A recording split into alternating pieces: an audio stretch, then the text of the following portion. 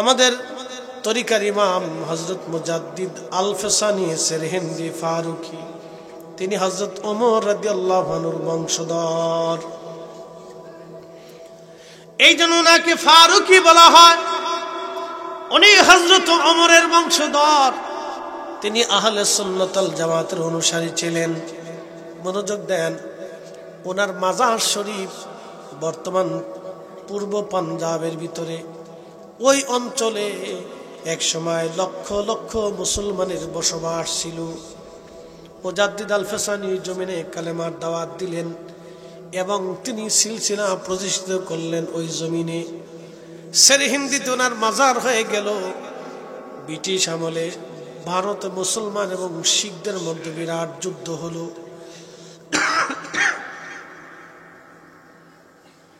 এই যুদ্ধে বহু মুসলমান হিজরত করে পূর্ব পাঞ্জাব থেকে পশ্চিম পাঞ্জাবে মুসলমান চলে গেল। ওই অঞ্চলটা মুসলমান অধ্যুষিত ছিল, মুসলমান শূন্য হয়ে গেল। শুধু মুজাদ্দিদ আল ফেসানি সেরহিন্দি একা পড়ে গেলেন। তিনার মাজারও মাত্র 2 জন খাদেম, আর কেউ নাই মাজারে। সারা অঞ্চলে কোনো মুসলমান নাই। তখন ওই দেশের শিখ ধর্মের যারা ছিল তারা চিন্তা করলো, মুসলমান তারাইছি, মুসলমান এই দরবেশের মাজার আর আমরা রাখবো না। মুসলমান এই দরবেশের মাজার ভেঙে ফেলবো আমরা। মাজার ভাঙ্গার জন্য হাজার হাজার শিখ অস্ত্র শস্ত্রে সজ্জিত হয়ে লাঠি সোটা নিয়ে, দা কোরাল নিয়ে মুজাদ্দিদ আল ফেসানি সেরহিন্দির মাজারে তারা আক্রমণ করতে যাচ্ছে। এমন সময় রাত্রিবেলা তারা লক্ষ্য করলো হাজার হাজার মুসলমান মুজাদ্দিদ আল ফেসানি সেরহিন্দির মাজার থেকে বের হচ্ছে। মাথায় সাদা সাদা পাগড়ি, গায়ে লম্বা লম্বা জুব্বা, হাতের মধ্যে চিক চিক করে একবারে সাদা ধবধবে তলোয়ার। সাদা চিক চিক করে ধবধবে তলোয়ার। হাজার হাজার মুসলমান মাজার শরীফ থেকে বের হয়ে শিখদেরকে ধাওয়া করলো। একসাথে বলবেন আল্লাহু আকবার। অথচ ওই অঞ্চলে কোনো মুসলমানই নাই। মাজারে মাত্র 2 জন খাদেম, আর কেউ নাই। মিসকিনাম দরেগাহাত সুফার মায়ে নজর বারে বহালম হাম নজর ফরমা কে খাকে পা এ মিসকিনাম মুজাদ্দিদ আল ফেসানি মান মুজাদ্দিদ আল ফেসানি মান। বরুড়াবাসী শিখেরা দৌড়ায় দৌড়ায় থানায় চলে গেছে। ব্রিটিশ পুলিশ ব্রিটিশ দারোগাকে যা বলল, ওই দরবেশের মাজারে হাজার হাজার মুসলমান লুকানো। আমরা মাজার ভাঙতে গেছিলাম, তারা আমাকে তলোয়ার দিয়ে অস্ত্র শস্ত্রে ধাওয়া করছে। আমরা পলাইছি, আমাদেরকে উদ্ধার করেন। ব্রিটিশ পুলিশ বলল রাত হয়ে গেছে, রাত্রিবেলা যাওয়াটা নিরাপদ না, তাহলে সকালবেলা যাব। ব্রিটিশ পুলিশ সকালবেলা শিখদেরকে নিয়ে এসে দেখে মাজারে কেউ নাই, মাত্র 2 জন খাদেম বসে আছে। একসাথে বলবেন আল্লাহু আকবার। মানুষ কয়জন? জোরে বলেন, মানুষ কয়জন? বাকিরা আসলো কোথার থেকে? ওলিদের হেফাজতকারী আমার আল্লাহ। ঠিক। জোরে বলেন, কথা বলেন না কেন? জোরে বলেন। উগ্র হিন্দুত্ববাদ ইসকন ওরা বলতেছে খাজা বাবা আজমিরের মাজারে দরগাতে হিন্দু মন্দির ছিল, এই মন্দিরের কথা বলে খাজা বাবা আজমিরের মাজার ভাঙতে চায়। ওরা জানে না খাজা বাবা আজমিরের মাজার ভাঙতে গেলে ভারতবর্ষে বিশ্বযুদ্ধ শুরু হয়ে যাবে। কথা কন না কেন? ঠিক কিনা? ওরা জানে না খাজা বাবা আজমিরের মাজার ভাঙতে গেলে ভারতে বিশ্বযুদ্ধ হবে। ওরা জানে না। ওরা এটাও জানে না এই খাজা বাবার কারণে ওদের 14 পুরুষ রাজা পৃথ্বীরাজের 14 পুরুষ যুদ্ধ করে খাজা বাবার সাথে জিহাদে বিজয় লাভ করতে পারে না।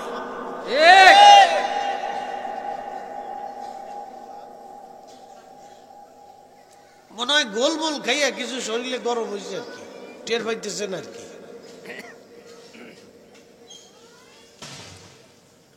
উই ফুকা চিনেন নি আপনারা? এটার ফাঁকা যখন গজায় তখন এটা মরার লেগে গজায়। কি কথা কর না কেন, ঠিক কিনা? ও জানে না, তবে হ্যাঁ ভারতবর্ষে একসময় ভেঙ্গে খান খান হবে, এটা সত্য। এটার জন্য কিছু আড়াই দাঁড়াই তাদের লাগছে আর কি, বাওবালা না, বুঝতেছে না, বুঝবে না। পিঠের সামনে যে সময় থাকবে না সেই সময় বুঝবে না। ও তো 14 পুরুষও খাজা বাবার সাথে জিহাদ করে পারে নাই, লড়াই করে পারে নাই। একসাথে বলবেন আল্লাহু আকবার। না না, জোরে জোরে জোরে বলেন। আরে কঠিন স্টেজ নিয়ে একসাথে বলেন আল্লাহু আকবার। এই জমিন খাজা বাবার জমিন, কি কথা কর না কেন? খাজা বাবা আজমেরের জমিন, তাদের 14 পুরুষও পারে না, 850 বছরের ইতিহাসে পারে না। হেতে এসে দুই চাই ছাতা মাথা লেওরা বলে আজরে বাজারে লাফাইতেছে।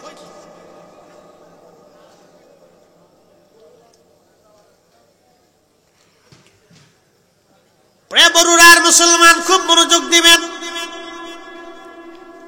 সকালবেলা পুলিশ যে সকালবেলা পুলিশ সেরহেন শরীফে যায় দেখতেছে মাত্র 2 জন খাদেম, আর কেউ নাই।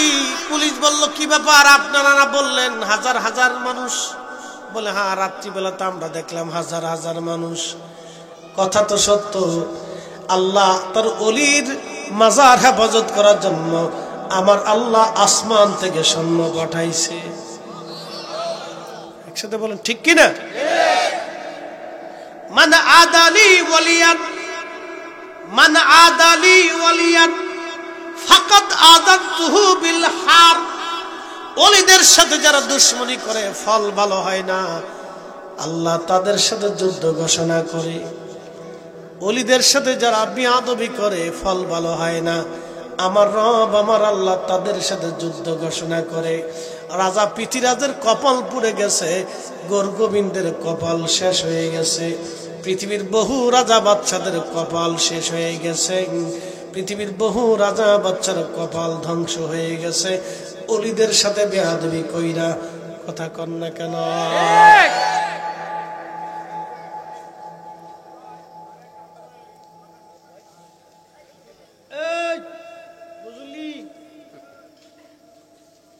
জি ভাই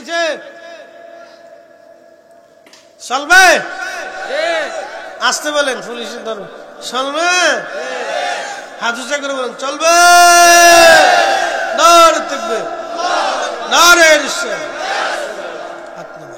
চলবে বলে দিস না। সাহায্য মরে গেলে দিলে হবে, আমার কবরে যা দিয়ে আসছি চলবে যে ভাই চা খায় না আপনি,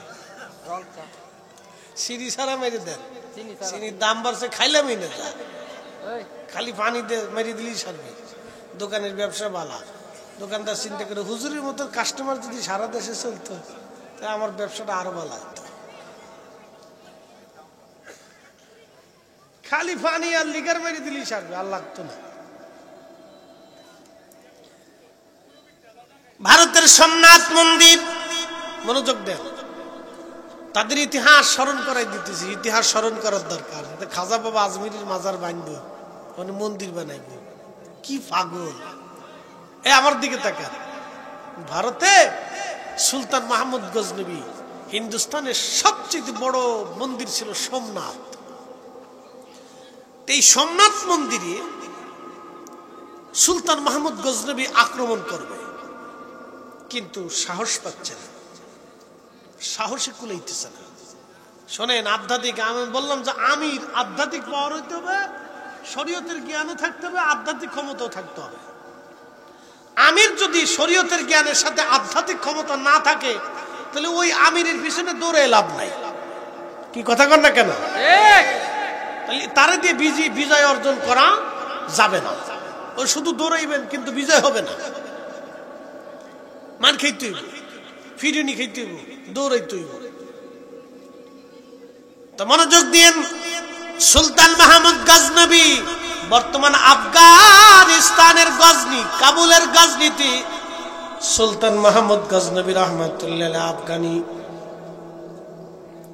আফগানিস্তানের গজনিতে সুলতান মাহমুদ গজনবী।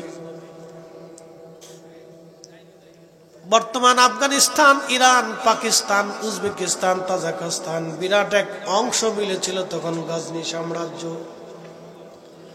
তো সুলতান মাহমুদ গজনবী চিন্তায় পড়ে গেলেন, আমি যে আক্রমণ করব, এই যুদ্ধটা তো সহজ যুদ্ধ হবে না, অনেক বড় কঠিন হবে।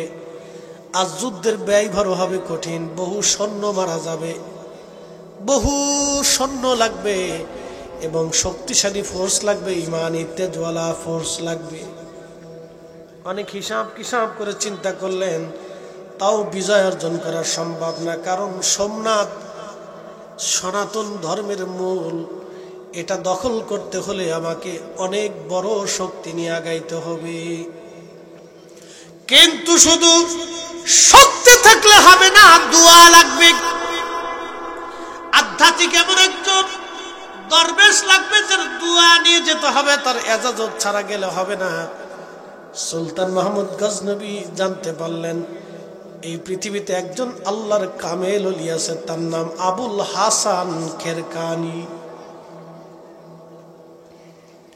সুলতান মাহমুদ গজনবী সুদূর ইরানের খেরকান অঞ্চলে চলে গেলেন।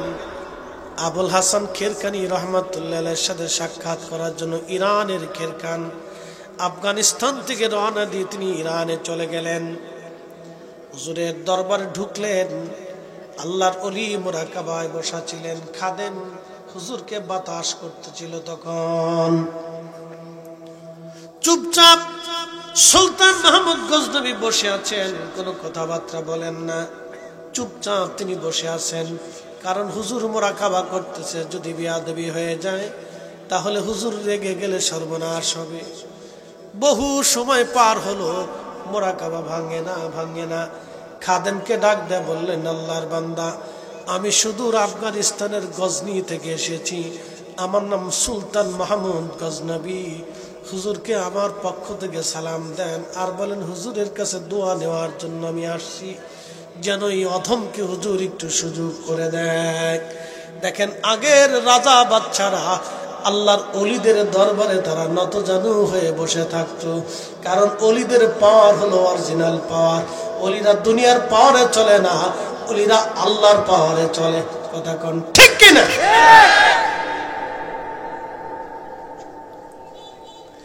অলিদের পাওয়ার আল্লাহর পাওয়ার। সুলতান মাহমুদ গজনবী চুপচাপ যে বসে আছে। খাদেম বলল, ঠিক আছে, আমি হুজুরের মুরাকাবা ভাঙাচ্ছি, অপেক্ষা করেন। পিছন দিক থেকে খাদেম যে বসে গেলেন, হুজুরের মুরাকাবা ভাঙাইলেন। হুজুর ডাক দিয়ে বলেন, বেটা, মুরাকাবা কেন ভাঙাইছে বলো? হুজুর, সুদূর আফগানিস্তানের গজনি থেকে সুলতান মাহমুদ গজনবী আসছে, আপনার কাছে দেখা করবে, দোয়া করবে, সালাম দিয়েছে। আল্লাহর ওলি ডাক দেয়া বলেন, আরে বেটা, রাজা বাদশা আমার দরবারে কেন আসছে? চলে যাইতে কহ, রাজা বাদশা দিয়ে আমার কোনো কাজ নাই। বেরোইতে কহ, চলে যাইতে কহ, ওটা আইছে কেন? চলে যাইতে কহ, রাজা বাদশা দিয়ে আমি কি তা করব? একসাথে বলবেন না মারহাবা?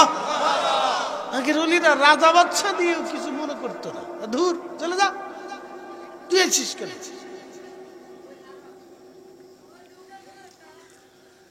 সুলতান মাহমুদ গজনবী বুঝে ফেলছে এখানে আর তেমন কিছুই বলার নাই, শুধু বিনয়ের সাথে বলল, হুজুর মাফ করে দিবেন, আমি বহু দূর থেকে আসছি মুসাফির হয়ে, একটু দোয়ার আশায়। বলে, কি দোয়া লাগবে বলো? বলতেছে, হুজুর, ভারতের সোমনাথ মন্দির আমি আক্রমণ করব, দোয়া নেওয়ার জন্য আসছি। একসাথে বলবেন আল্লাহু আকবার। তো সুলতান মাহমুদ গজনবীকে আবুল হাসান খেরকানি রাহিমাহুল্লাহ বললেন, বেটা, তারা তাদের মন্দির নিয়ে পড়ে আছে, তুমি তোমার ওটা দখল করতে যাবা কেন? ওটা দিয়ে তোমার দরকার, তোমার কাজ তুমি করো, তাদেরটা তাদের করতে দাও। সুলতান মাহমুদ ডাক দিয়ে বলতেছে, হুজুর, মন্দির দখল করা আমার অভিপ্রায় না, আমি মন্দিরটা এই জন্য দখল করতে চাই, আমি শুনছি, আমি জেনেছি কাবা শরীফে 360টা মূর্তি ছিল, হারামে 360টা মূর্তি ছিল। ওই মূর্তি ভঙ্গাংশ আল্লাহর নবী ভেঙে ফেলে দিলেন। ভঙ্গাংশ অর্থাৎ ভাঙ্গা অংশখানা তারা এনে সোমনাথ মন্দিরে লাগিয়েছে। যেই মন্দির নবী ভেঙে ফেলেছে, যেই মূর্তি, সেই মূর্তি পৃথিবীর অন্য কোথাও থাকতে পারে না। অতএব সোমনাথ মন্দিরের মন্দির আমি রাখবো না, কারণ আল্লাহর নবী যেটা ভেঙেছে সেটা কোনো মন্দিরে রাখতে পারে না। সুলতান মাহমুদ গজনবী বলেন, হ্যাঁ ঠিক আছে।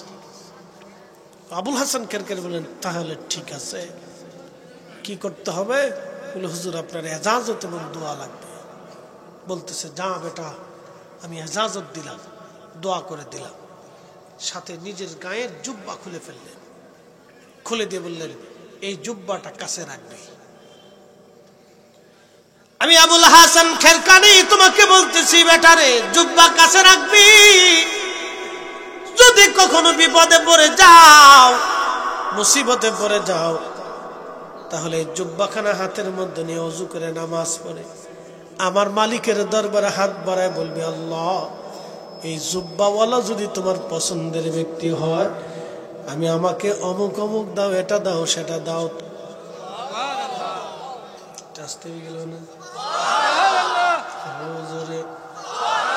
জোর হয় না কেন? জুব্বা কি অলি? কথা কেন? জুব্বা অলি, অলির জুব্বা, অলির কি জুব্বা? কি অলি? অলির এই কাপড়ের কোনো দাম আছে? কোনো দাম নাই। যখন পাগড়ি হয়ে গেল তখন দাম হয়ে গেল।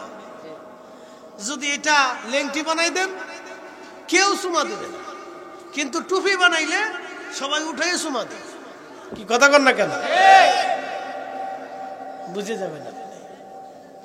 এই কাপড় দিয়ে লেংটি বানান, কেউ চুমা দেবে না, কিন্তু টুপি বানান, পড়ে গেলে মাথায় উঠাইয়া ঝাড়া দিয়ে পরিষ্কার করে চুমা দেবে। আরে টুপি পড়ে গেছে।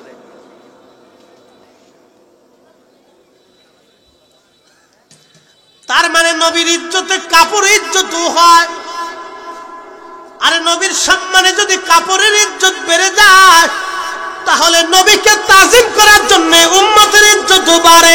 কথা কন না কেন? এই জন্য ইয়া নবী সালাম আলাইকা বলার পরে আমরা বসে থাকি না, আমরা দাঁড়াই। জোরে বলেন, জোরে বলেন, জোরে বলেন। দাঁড়াইবেন নি? দাঁড়াইবেন নি? আমরা এত দলিলের দরকার নেই, এত উসুল টুসুলের দরকার নেই। আমরা উসুলে একটাই জানি, আল্লাহর নবী তিনি তামাম সৃষ্টির মধ্যে শ্রেষ্ঠ ইজ্জতওয়ালা। আল্লাহর পরেই তার মর্যাদা, ওনার উপরে কারো মর্যাদা আর সৃষ্টিতে। তো ওনাকে ইজ্জত দেওয়ার জন্য আর দলিল লাগে না, উনি নিজেই দলিল। কি কথা কন না কেন? উনি নিজে দলিল, নিজেই দলিল।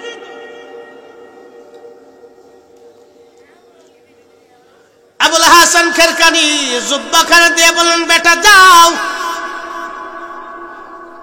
জুব্বাখানা নিক, হাজরা চিক। সুলতান মাহমুদ গজনবী তিনি আফগানিস্তান ফিরে চলে আসলেন। চিন্তা করলেন, এজাজত পাইছি, আর চিন্তার কারণ নাই। তলোয়ারের সাথে আধ্যাত্মিকতাও সেই দিন মুসলমানদের বিজয় দিয়েছে। আজকে আমাদের আধ্যাত্মিকতাও নাই, তলোয়ারও নাই, যার কারণে বাটাম সালাম চলতেছে। আর আধ্যাত্মিক ওলি যারা, তাদেরকে আমরা মানিও না, মানতেও চাই না, যার কারণে আরো বাটাম সালাম কপালে আছে। কথা কোন ঠিক কিনা? তলোয়ারও লাগবে, আধ্যাত্মিকতাও লাগবে। তলোয়ার এবং আধ্যাত্মিকতা দিয়ে মুসলমানদের বিজয় হয়েছে।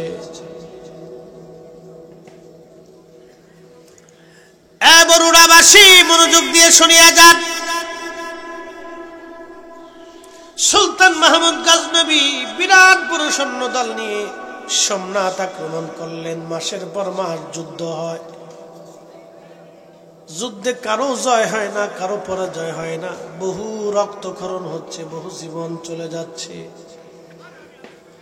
একটা পর্যায়ে মুসলমান সেনাবাহিনী এসে বলল, হুজুর, সুলতান যুদ্ধের ময়দানে টিকা সম্ভব হচ্ছে না আমাদের, আমরা বিদায় নিতে চাই। কারণ মুসলমানরা যুদ্ধের ময়দানে দাঁড়াইতে পারতেছে না, তারা তাদের মন্দির রক্ষা করার জন্য জীবনপণ দিয়ে তারা লড়াই করতেছে। সুলতান মাহমুদ গজনবী চিন্তায় পড়ে গেলেন, মনে পড়ে গেল হুজুরের কথা, দৌড়ায় চলে গেলেন। দৌড়ায় যাইয়া আল্লাহর এই মহান প্রেমিক তাবুর মধ্যে যাইয়া দ্রুত গতিতে ওযু করে 2 রাকাত নামাজ পড়লেন। ইয়া আইয়ুহাল্লাযীনা আমানুস্তাঈনু বিস-সাবরি ওয়াস-সালাহ, এ ঈমানদার, তোমরা আমি আল্লাহর সাহায্য নাও সালাত এবং সবরের মাধ্যমে, নামাজ এবং ধৈর্যের মাধ্যমে। তোমরা আমি আল্লাহর সাহায্য নাও সালাত এবং সবরের মাধ্যমে, নামাজ ও ধৈর্যের মাধ্যমে তোমরা আমি আল্লাহর সাহায্য নাও। ইন্নাল্লাহা মা'আস সাবিরিন, নিশ্চয় আল্লাহ ধৈর্যশীলদের সাথে থাকে। সালাত এবং সবরের মাধ্যমে আল্লাহর সাহায্য নাও তোমরা, সালাত এবং সবরের মাধ্যমে আল্লাহর সাহায্য নাও। এই জন্য নামাজ পড়ে দোয়া, নামাজ পড়ে দোয়া, নামাজ পড়ে দোয়া, নামাজ পড়িয়া আল্লাহর দরবারে হাত বাড়াইতে হয়।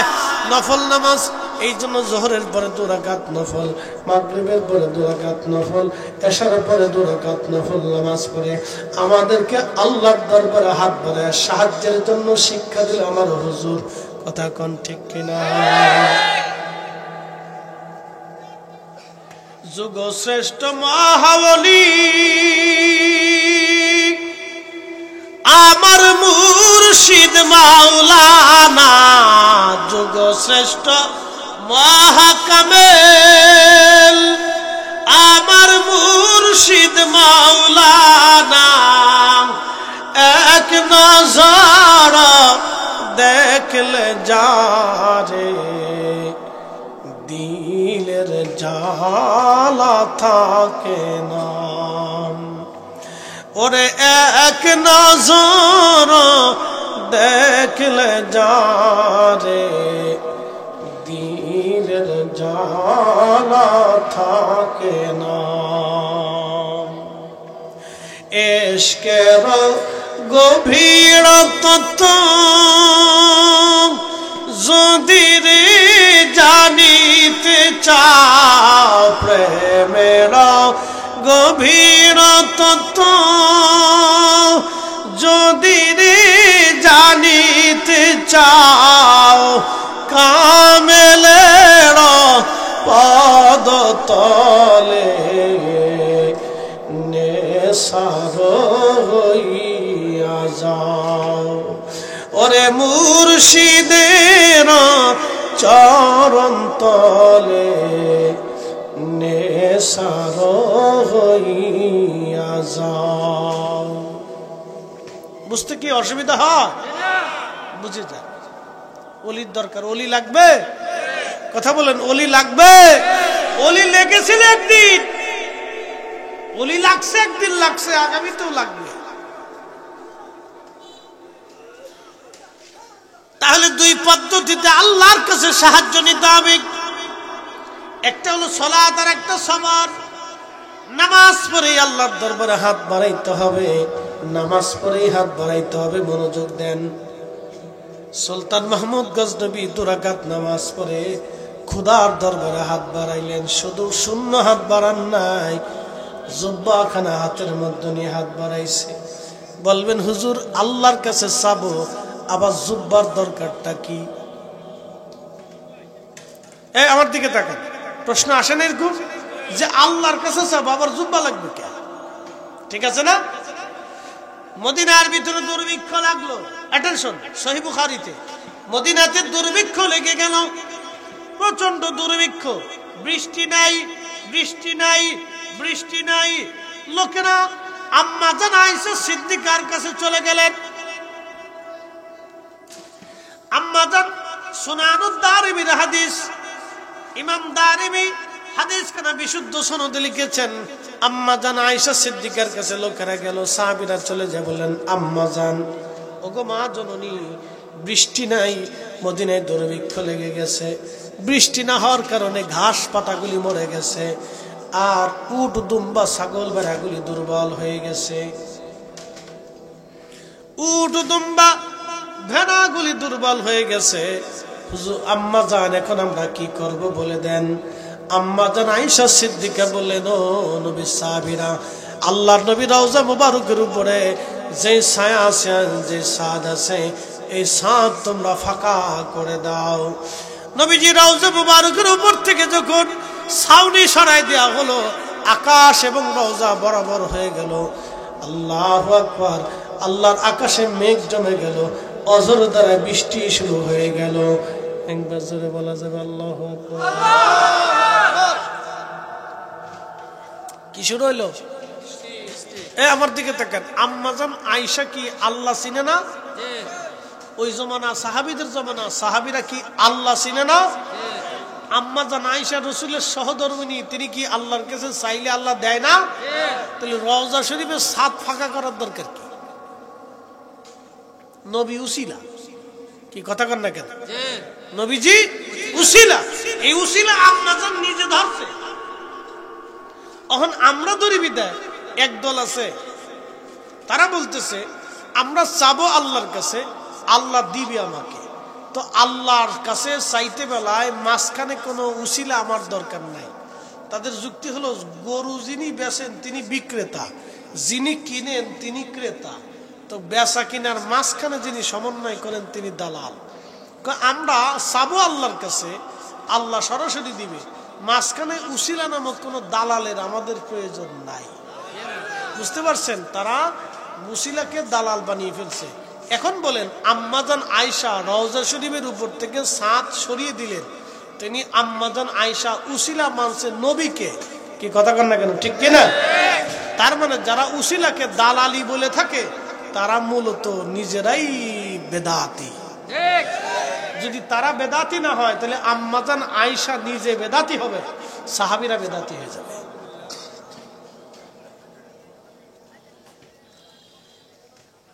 মনোযোগ দিয়ে। একাধারে 7 দিন বৃষ্টি নামলো। ভাই কতদিন? 7 দিন একাধারে বৃষ্টি নামলো। একাধারে 7 দিন বৃষ্টি নামলো।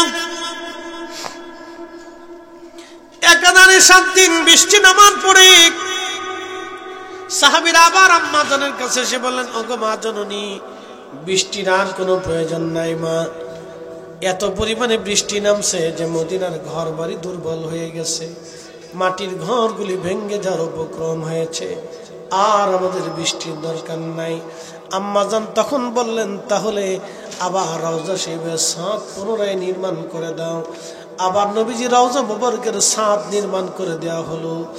যখন ছাদ নির্মাণ করে দেওয়া হয়েছে তখন অটোমেটিক বৃষ্টি বন্ধ হয়ে গেল। জোরে জোরে বলেন আল্লাহু আকবার।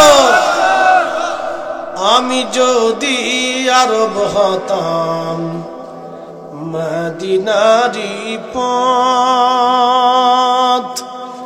সেই পথ দিয়ে হেঁটে যাইতেন নূর নবী হাজারাত, নূর নবী হাজারাত। হযরত ওমরের আমলে বৃষ্টি নাই, বৃষ্টির অভাবে মদিনায় দুর্ভিক্ষ লেগে গেল। লোকেরা বসলে, আমিরুল মুমিনিন, বৃষ্টির বড় দরকার, বৃষ্টির প্রয়োজন, বৃষ্টি নাই। হযরত ওমর আল্লাহর দরবারে হাত বাড়াইলেন। হাত বাড়ায় বলতেছে, ইয়া রাব্বি, আপনি জানেন নবীজি দুনিয়াতে ছিল, আমরা রাসূলের উসিলা করে আপনার কাছে চাইতাম, আল্লাহ আপনি আমাদেরকে দিতেন। ওয়া ইন্না কুন্না নাতাওয়াসসালু বিআম্মিন নাবিয়িনা, এখন আমরা নবীজির চাচা রুসিলা ধরলাম, নবীজির চাচা আব্বাস রাদিয়াল্লাহু আনহু রুসিলা ধরলাম, ইয়া আল্লাহ আপনি আমাদের জন্য বৃষ্টি দেন। ওয়া ইন্না কুন্না নাতাওয়াসসালু বিআম্মিন নাবিয়িনা, আমরা নবীর চাচার উসিলা ধরলাম, আল্লাহ এখন বৃষ্টি দেন। আল্লাহর নবী সাহাবী হযরত খাদিম রাসূল আনাস রাদিয়াল্লাহু আনহু বলতেছেন, তখন আমরা লক্ষ্য করলাম ফায়াসকুন, আল্লাহর আকাশ থেকে অজর দ্বারা বৃষ্টি নামা শুরু হয়ে গেল। একসাথে বলা যাবে কে মারহাবা? উসিলা আছে? একসাথে বলেন উসিলা আছে? সুলতান মাহমুদ গজনবী হাত বাড়াইছে, জুব্বা হাতে। যারা বলেন কি হাতে? মুসলমানদের বিজয় কি শুধু তলোয়ারে হয়েছে না আধ্যাত্মিকতাও লাগছে? আধ্যাত্মিকতাও লাগছে। মুসলমানদের বিজয় শুধু তলোয়ারেই হয় নাই, আধ্যাত্মিকতা লাগছে। হযরতে সুলতান মাহমুদ গজনবী হাত বাড়াই দিলেন। হাত বাড়াই দিয়ে বলতেছেন, রব্বি, আমি তোমার দরবারে হাত বাড়াইলাম, আমি জানি তোমার কাছে চাওয়ার মতো যোগ্যতা আমার নাই আল্লাহ। আমি একজনের জুব্বা হাতে নিয়ে তোমার দরবারে হাত বাড়াইছি।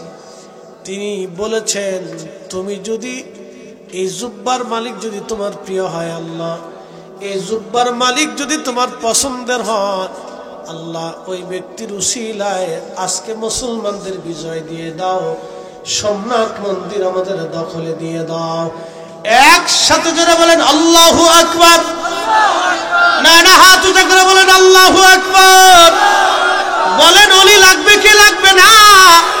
ওলি আছে না নাই? ওলি মানে কি মানি না? আমরা সুন্নিরা যতদিন বেঁচে থাকবো আল্লাহর ওলিদের দামান পতাকাকে আঁকড়ে ধরে থাকবো। কথা বলেন ঠিক না বেঠে?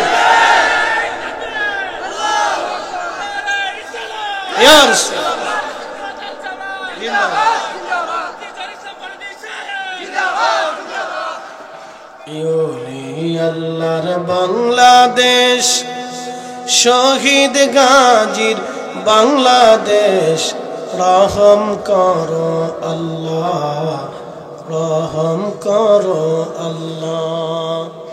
ইওলি আল্লাহর বাংলাদেশ, শহীদ গাজীর বাংলাদেশ, রহম করো আল্লাহ, রহম করো আল্লাহ।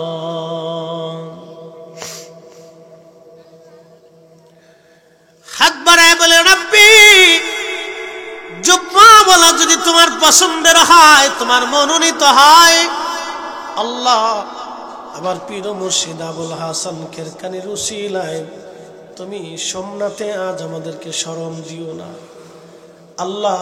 সুলতান মাহমুদ মুসলমানদের বিজয় দিয়ে দাও। এইভাবে হাত বাড়িয়ে বাড়িয়ে চোখের পানি সেরে সেরে সুলতান মাহমুদ কান্না করতেছিল। এইদিকে কান্না করে আমার রব, আমার আল্লাহর সাথে সাথে দোয়া কবুল করলেন। দেরি হলো না, আসমানে দোয়া কবুল হয়ে গেল। মুসলমানদের যুদ্ধের মোড় ঘুরে গেল।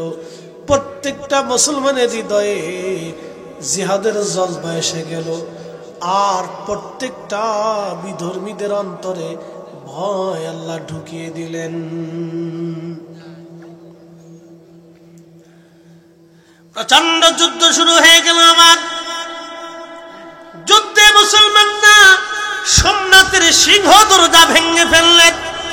একসাথে বলুন আল্লাহু আকবার। মুসলিমদের বিজয় হলো। সেনা প্রধান এসে বলল, হুজুর, সুলতান, মুসলমানদের বিজয় হয়ে গেছে, আমরা সোমনাথ দখল করেছি। সোমনাথে কালেমার পতাকা উড়ে গেল। হায় হায় হায়, ও মুসলমান। কিছুদিন বিশ্রামের পরে একদিন রাত্রিবেলা সুলতান মাহমুদ গজনবী তিনি ঘুমায় রয়েছে। স্বপ্নের মধ্যে দেখতেছে হযরত আবুল হাসান খেরকানি রহমাতুল্লাহ আলাইহি স্বপ্নে আসছে। এসে বলতেছে, বেটারে, আমার জুব্বা কি দামে বিক্রি করছো বলো? একসাথে বলেন না মারহাবা। ওলি লাগবে নি? ওলি আসেনি। ওলি সারা বিজয় হওয়া বর্তমানে সম্ভব না, কারণ নবী নাই। নবীদের ছিল মুজিজা আর ওলিদের কারামত। শাহজালাল ইয়ামানি মুজাররিদে যায় নামাজ বিছে নদী পার হইল। যদি আধ্যাত্মিকতা না থাকতো বাংলা বিজয় কোনোদিনই হতো না। ঠিক কিনা? এই জন্য একটা কথা মনে রাখবেন, এই দেশে আউলিয়া কেরামের ইসলামের অবদানকে কেউ যদি অস্বীকার করে তাহলে বুঝতে হবে সে তার নিজের বাপকে অস্বীকার করছে। কথা বুঝাইতে পারছি? নিজের বাপকেও স্বীকার করেছে। ইসলাম আউলিয়া কেরামের হাত ধরে এসেছে, অন্যথা অসম্ভব। এই সুন্দর মজলিস আজকে তাদের অবদান, এই সুন্দর মসজিদ আজকে তাদের অবদান, এই আজানের ধ্বনি তাদের অবদান, এই কালেমার পতাকা তাদের অবদান, এই কোটি কোটি মুসলমান আউলিয়া কেরামের অবদান।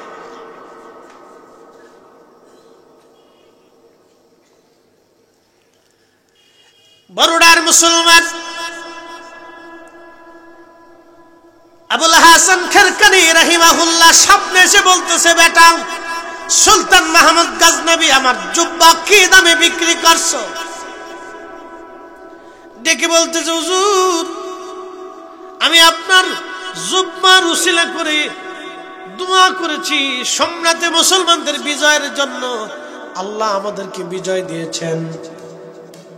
সুলতান মাহমুদ গজনবীকে আবুল হাসান খেরকানি ডাক দেখায়, বেটা এত কম দামে তোমাকে জুব্বাকে বিক্রি করতে বললো, বলো তুমি আমার জুব্বা কম দামে বিক্রি করে দিলা, তুমি যদি বলতে আল্লাহ সোমনাথের সব হিন্দু মুসলমান বানায় দাও, আমার আল্লাহ সব মুসলমান বানায় দিত।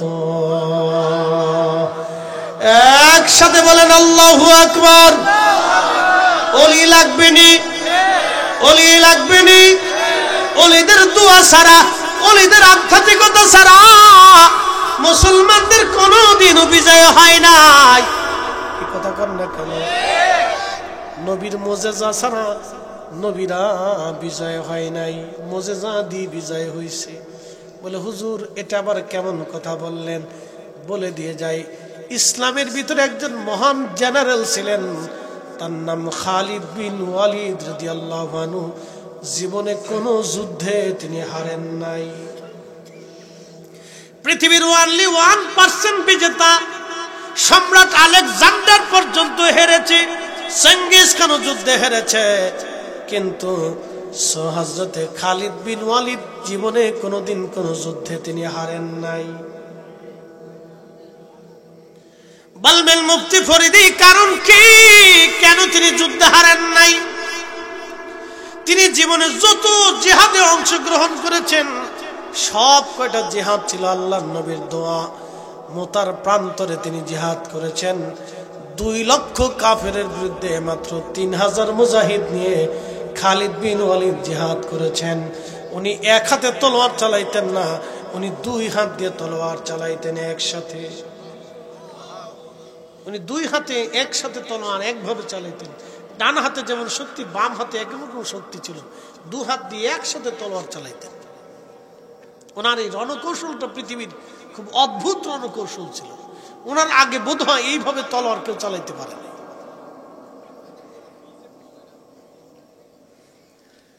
মুতার প্রান্তরে ওনার 8টা তলোয়ার ভেঙে গেল, 8টা তলোয়ার। একসাথে বলবেন আল্লাহু আকবার। কয়টা তলোয়ার ভাঙছে? 8টা তলোয়ার ভাঙছে। যুদ্ধ করতে করতে বুঝতে পারতেছেন, সকাল থেকে সন্ধ্যা পর্যন্ত যুদ্ধ করত। বলে কারণ কি? আল্লাহর নবী বললেন তুমি সাইফুল্লাহ। কি? জোরে বলে, জোরে জোরে জোরে জোরে। খালিদ সাইফুল্লাহ। বলে কারণ কি? নবী বললেন তুমি সাইফুল্লাহ, আল্লাহর তলোয়ার। জোরে জোরে জোরে। আরে রাসূলের কথার ওজন কত বুঝে যান। আগে বলছি মুসলমান দুয়া ছাড়া বিজিত হয় নাই। নবীর এই একটা কথা, খালিদ বিন ওয়ালিদ জীবনে যত জিহাদ করেছেন কোন জিহাদে হারেন না। ওনাকে পৃথিবীর সবচেয়ে বড় বড় রোম সাম্রাজ্য, পার্সিয়ান সাম্রাজ্যের বড় বড় জেনারেল, যুদ্ধবীর, যারা যুদ্ধবিদ্যায় পারদর্শী ছিল, তলোয়ার বিদ্যায় পারদর্শী ছিল, তারা পর্যন্ত ওনাকে কোনো যুদ্ধে হারাইতে পারে নাই। ওনার সাথে মল্ল যুদ্ধে যে আসছে জীবনে সে জীবন নিয়ে ফিরে যেতে পারে নাই। ওনার তলোয়ারের নিচে যে পড়ছে সেও কোনোদিন জীবন নিয়ে ফিরে যেতে পারে নাই। একসাথে বলবেন আল্লাহু আকবার। বলে কারণ কি? নবী বললেন সাইফুল্লাহ। কার তলোয়ার? একসাথে বলেন কার তলোয়ার? রাসূল বললেন তুমি আল্লাহর তলোয়ার। আর আল্লাহর তলোয়ার কোন তলোয়ারের কাছে পরাজিত হতে পারে না।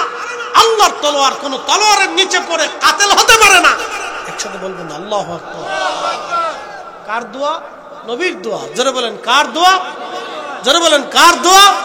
আল্লাহ রাসূলের এক দোয়ার কারণে খালিদ বিন ওয়ালিদ জীবনে যত জিহাদ করেছেন পার্সিয়ান সাম্রাজ্য, রাম সাম্রাজ্যদের বিরুদ্ধে লক্ষ লক্ষ সৈন্যদের সামনে মাত্র 10,000 15,000 সেনা নিয়ে তিনি জিহাদে অংশগ্রহণ করেছেন। কোন যুদ্ধে ওনাকে কেউ হারাইতে পারে নাই। কার দোয়া? নবীর দোয়া। যারা বলেন কার দোয়া? এটাও নবীর মুজিজা। কার মুজিজা?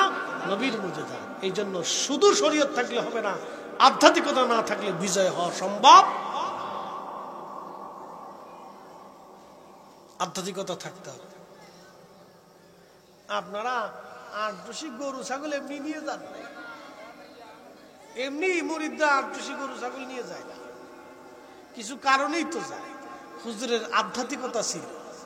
কি কথা কন না কেন? কি ছিল? আধ্যাত্মিকতা ছিল, কারামত ছিল, কামালিয়ত ছিল। এই কামালিয়তের কারণে লক্ষ লক্ষ মানুষ ওনার দিকে ছুটে গেছে পাগলের মতো, এখনো যায়। কামালিয়ত ছিল। মুসলমানদের ইতিহাসগুলি আমাদের জানা খুব প্রয়োজন। এগুলি আমরা জানলে আমাদের ইমানি তেজ বাড়ে। কথা ঠিক কিনা? ইমানি তেজ বাড়ে, এগুলি আমাদের জানা দরকার। এই জন্য মুসলিমদের শুধু শরীয়তের বিদ্যায় থাকলে হবে না, আধ্যাত্মিক বিদ্যায় পারদর্শী আমিরের প্রয়োজন। তা না হলে হুদে ফিসে দৌড়ে কোনো লাভ নাই, এটা বেহুদে পারাপারি করা। এই জন্য আমরা আলী আল্লাহ ভক্ত। দেশে বহু শাহজালাল আছে, কিন্তু ঘুরে ফিরে আমরা কিন্তু সিলেটের শাহজালাল রহমতুল্লাহের কাছেই যাই। কথা কন নাকি? ঠিক কিনা? বহু মাইনুদ্দিন দেশে আছে, কিন্তু ঘুরে ফিরে আমরা খাজা বাবা আজমিরির কাছেই যাই। উগ্র হিন্দুত্ববাদ ইস্কন, ওরা ভাবতেছে খাজা বাবা আজমিরির মাজার ভেঙে ফেলবো। ওরা চিন্তা করতেছে না ও ইস্কন বিস্কন কোথায় চলে যাবে না, ও খবরও থাকবেন না, ও তালাশ করেও পাওয়া যাবে না। তাদের 14 পুরুষও খাজা বাবার সাথে যুদ্ধ করে পারে নাই, ইতিহাসে নাই, ইতিহাসে নেই, 800 বছর ইতিহাসে নেই। বুঝতে পারছেন? আধ্যাত্মিকতা। সুলতান মোহাম্মদ ঘুরি পাঞ্জাবের সীমান্তে এসে বসে রয়েছে। এই যে শুনে যান, শেষ কথা, পাঞ্জাবের সীমান্তে বসে রয়েছে 1,20,000 সৈন্য নিয়ে। দিল্লি আক্রমণ করবে কি করবে না, করবে কি করবে না, করবে কি করবে না চিন্তায় পড়ে মাসের পর মাস, মাসের পর মাস ওখানে ঘুমাচ্ছে, বিশ্রাম করতেছে। খাজা বাবা আজমিরি স্বপ্ন দেখাইলেন, তাড়াতাড়ি দিল্লি আক্রমণ করো, আমি এজাজত দিলাম। একসাথে বলবেন আল্লাহু আকবার। সুলতান মোহাম্মদ ঘুরি চিন্তা করলেন আর বসে থাকা যাবে না, এজাজত হয়ে গেছে। 1,20,000 সৈন্য নিয়ে রওনা। রাজা পৃথ্বীরাজ 3 লক্ষ সৈন্য। কয় লক্ষ? উনি মাত্র 1,20,000 সেনা নিয়ে পানিপথ প্রান্তরে 2 বাহিনী একত্রিত হলো। রাজা পৃথ্বীরাজ তার সমস্ত শক্তি প্রয়োগ করলো বিজয়ের জন্য, কিন্তু মোহাম্মদ ঘুরি বিজয় আসে আসে আবার আবার আবার আবার আবার আবার দুর্বল হয়ে গেল। মুসলমান ময়দানে দাঁড়াইতে পারে না। মোহাম্মদ ঘুরি তাড়াতাড়ি বললেন, সেনাকে বললেন দ্রুত গতিতে যাও, খাজা বাবা আজমির অবস্থান করতেছেন, হুজুরের কাছে যে আমাদের পরিস্থিতি জানাও। দূত এসে ঘোড়া ছুটে দ্রুত গতিতে খাজা বাবা আজমিরের বারগাহে এসে জানাইল, হুজুর যদি দোয়া না হয় আজকে মুসলমান বিজয় হবে না। আল্লাহর ওলির কদমে মোহাম্মদ ঘুরি আমাকে পাঠাইছেন, হুজুর দোয়া করে দেন, মুসলমান ময়দানে দাঁড়াইতে পারতেছে না। খাজা বাবা আজমির থেকে বের হয়ে 1 মুষ্টি মাটি নিয়ে বিসমিল্লাহ আল্লাহু আকবার বলে পানিপথের দিকে নিক্ষেপ করলেন। ওই 1 মুষ্টি মাটি গুলি এসে পৃথ্বীরাজের প্রত্যেকটা সৈন্যদের চোখে মুখে এসে পড়ে গেল। জিহাদের মোড় ঘুরে গেল, মুসলমানদের ইমানের তেজ আরো বেড়ে গেল। পৃথ্বীরাজের সৈন্যদের অন্তরে ভয় ঢুকে গেল। ভয় দিয়ে দিল কে? না না, একসাথে বলেন কে? তাহলে মাটি কার? নিক্ষেপ করলো খাজা বাবা আজমিরি, ভয় ঢুকাই দিল আল্লাহ। বলেন অলিদের দোয়ার দরকার আছে না নাই? মুসলমানদের বিজয় হয়ে গেল। ওরা জানে না যে এক মুষ্টি ধুলিতে কাজ হয়ে গেছে, বাকি কিছু লাগে না, এক মুষ্টি ধুলিতে হয়ে গেছে। তো আল্লাহ আমাদেরকে আউলিয়া কিরামগণের মহব্বত দিয়ে দিল উজালা করে দিক, সকলে বলে না। যেহেতু এটা তরিকতের মজলিস, সেই জন্য কথাগুলি আমরা বললাম, ওগুলি আমাদের জানা দরকার। আমরা ইতিহাস ভুলে যাচ্ছি, আমাদের ইতিহাস বড় মজবুত, কথা কোন ঠিক কিনা? আমাদের ইতিহাস কি অনেক বড় মজবুত, আমাদের আউলিয়া কিরামগণের ইতিহাস বড় মজবুত। তাই জন্য আমরা আমার পীর মুর্শিদের কাছে গেছি, উনি আধ্যাত্মিক ক্ষমতার অধিকারী, কথা বলেন ঠিক কিনা? অনেক মজবুত ওলা পাওয়ার আল্লাহ আধ্যাত্মিক ক্ষমতার অধিকারী ছিলেন। আল্লাহ তার অলিদ বরগাহে যাওয়ার তৌফিক সুযোগ আমাদেরকে দান করছেন, এই জন্য শুকরিয়া আদায় করে বলেন আলহামদুলিল্লাহ। এসেছেন যত নবী সকলের ইমাম, সালাম নবী তোমার।